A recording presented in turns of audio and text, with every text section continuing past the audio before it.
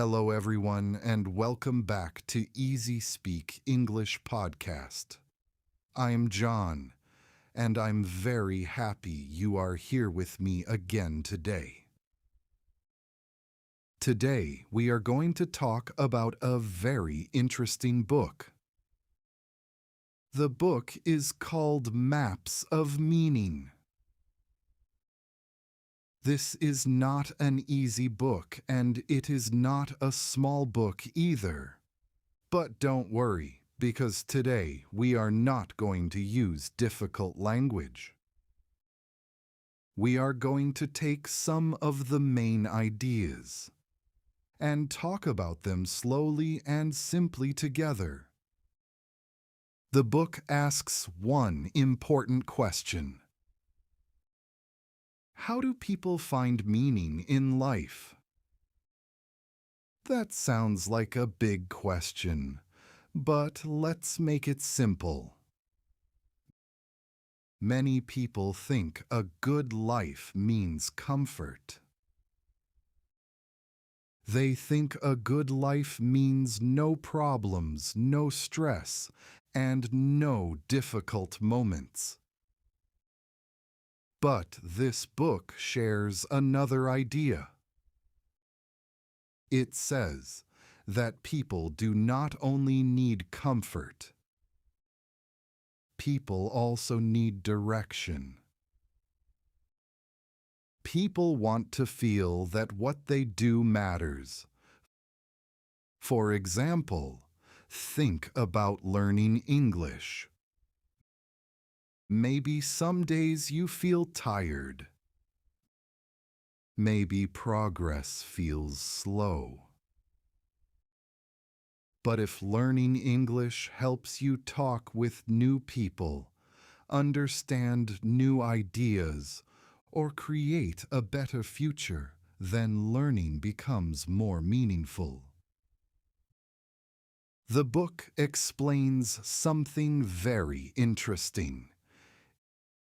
It says people do not only see objects, we also see meaning. Imagine two students enter the same English class. One student thinks, "This is difficult. Maybe I cannot do this." The other student thinks, "This is difficult, but maybe I can improve." Same classroom, same teacher. Different meaning. And because meaning changes, actions also change. The book uses the idea of a map. A normal map helps you travel. It shows roads and directions. But your personal map is different. Your personal map tells you what is important. It tells you what feels safe. It tells you what feels dangerous. And sometimes our maps are useful. Sometimes they stop us. For example, if your map says, "I must speak perfect English before talking," you may never start. But if your map says, "I can improve while speaking," you begin moving. Small action becomes progress.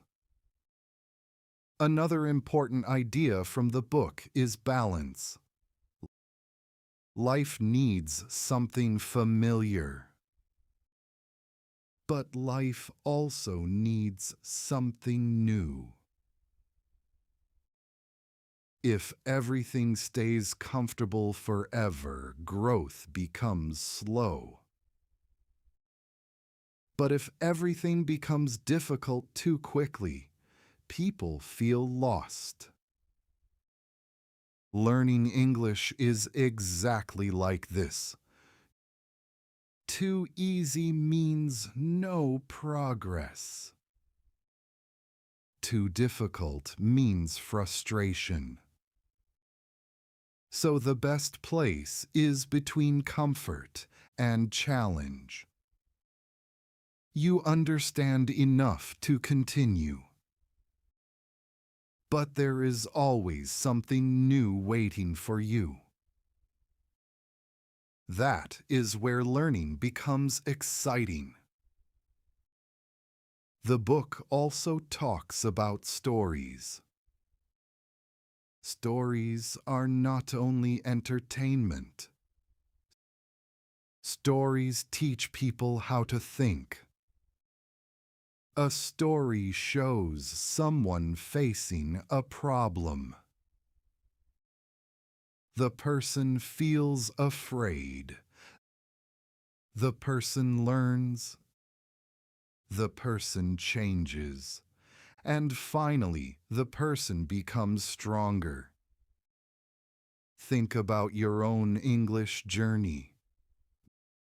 Maybe before you only listened. Then one day you spoke one sentence. Then another sentence. At first it felt uncomfortable. But little by little your confidence changed. That is your story. And stories matter because the story you tell yourself changes your future. If your story says, "I always fail," you may stop. But if your story says, "I am still learning," you continue. One more interesting idea from the book is this. Growth often begins where comfort ends. That does not mean you should make life impossible.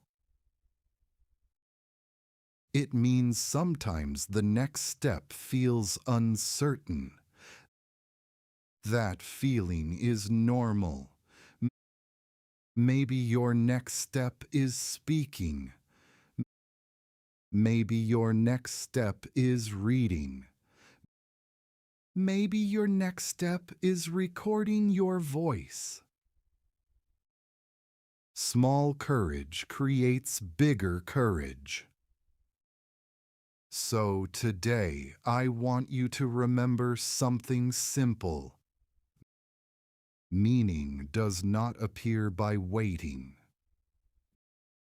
Meaning grows when you move, learn, and continue.